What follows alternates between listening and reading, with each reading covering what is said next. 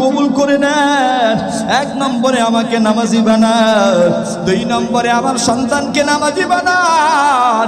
যদি আমার সন্তান নামাজি না হয়, আর নামাজি না হয়ে যদি অ্যান্ড্রয়েড সেট আর সেটের মাধ্যমে যদি নগ্ন কোনো ছবি দেখে, কোনো কিছু দেখে, তাহলে আমার আমল নামায় তো এর সোয়াবটা যেমন যাবে, অনুরূপভাবে আমার বদদুয়াটা, নেকিটা, গুনাহটাও তো চলে যাবে।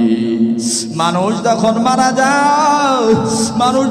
মারা যায় তখন 2টা দরজা বন্ধ থাকে না, সব দরজা বন্ধ হয়ে যায়।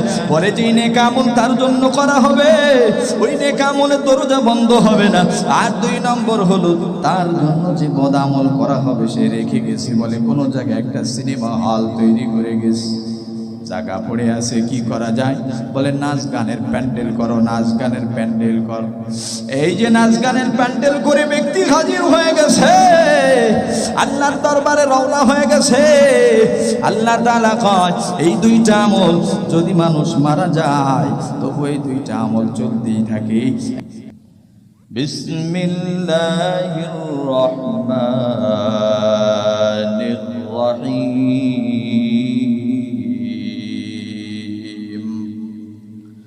رب اجعل لي مقيم الصلاة ومن ذريتي ربنا وتقبل دعاء ربنا اغفر لي ولوالدي